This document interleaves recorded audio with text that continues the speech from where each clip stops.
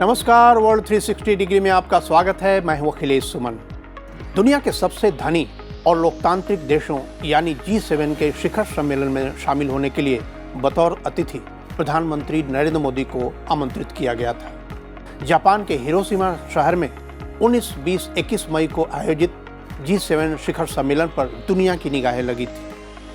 तो पहले आइए देखते हैं कि भारत का क्या रुख रहा G7 शिखर सम्मेलन के दौरान और दुनिया को क्या संदेश दिया गया। हिरोशिमा में प्रधानमंत्री नरेंद्र मोदी की सबसे अहम मुलाकात थी यूक्रेन के राष्ट्रपति वोलोदिमीर जेलेंस्की के साथ।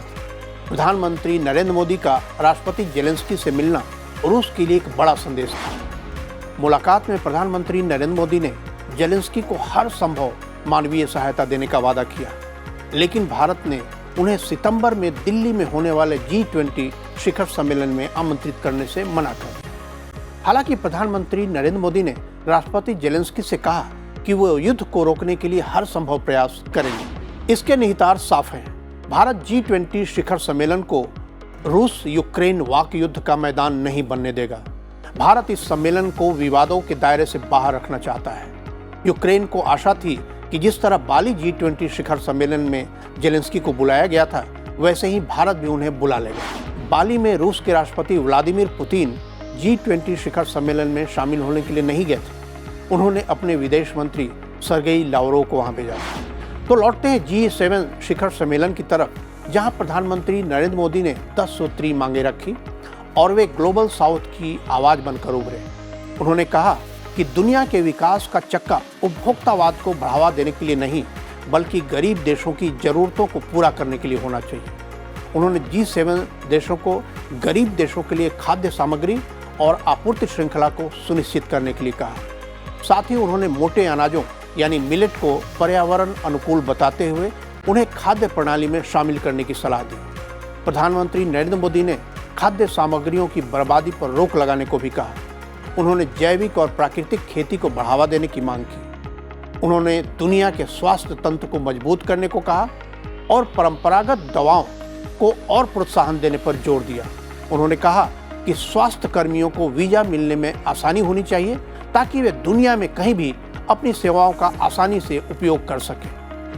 पर्यावरण को बचाने के लिए उन्होंने सभी से जीवन शैली को बदलने की मांग की। तो आइए देखते हैं G7 है क्या और क्यों अहम है।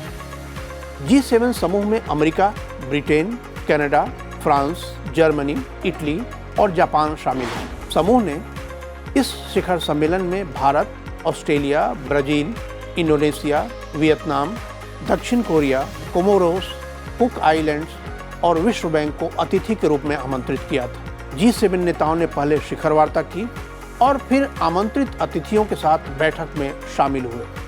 सभी देशों के सर्वोच्च प्रतिनिधि इसमें शामिल हुए। हालांकि G7 की घोषणाओं से आमंत्रित प्रतिनिधियों का कोई वास्ता नहीं था, लेकिन सभी आमंत्रित प्रतिनिधि ने अपनी अपनी बातें G7 नेताओं के सामने कही। तो G7 नेताओं ने आपस में क्या बात की?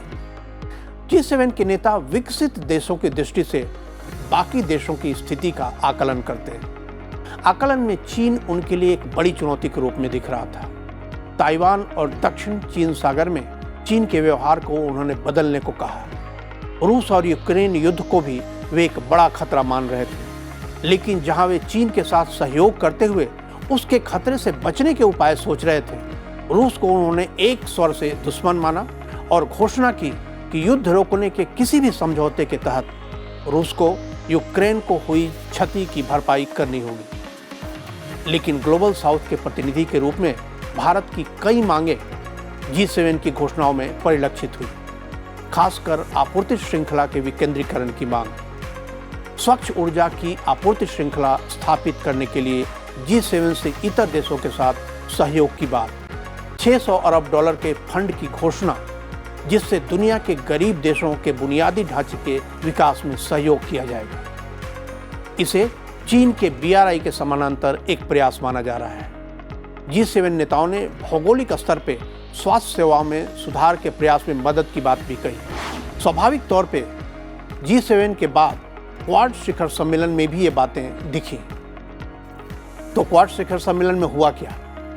हिरोशिमा में G7 के बाद क्वाड शिखर सम्मेलन आयोजित हुआ। इसमें प्रधानमंत्री नरेंद्र मोदी के अलावा अमेरिका के राष्ट्रपति जो बाइडेन, जापान के प्रधानमंत्री फुमियो किशिदा, ऑस्ट्रेलिया के प्रधानमंत्री एंथोनी अल्बेनीज ने हिस्सा लिया। 20 मई 2023 को हिरोशिमा में हुए इस सम्मेलन में 6 दस्तावेज जारी किए गए, जिनमें स्वच्छ ऊर्जा के निर्माण से जुड़े उपकरणों की आपूर्ति श्रृंखला को चीन के समानांतर करने की बात कही गई, ताकि किसी एक देश का इस पे एकाधिकार न बने। इसके अलावा सुरक्षित सॉफ्टवेयर और उभरती उच्च तकनीक के स्तर को बढ़ाने और इसमें सहयोग पर सब एकमत रहे।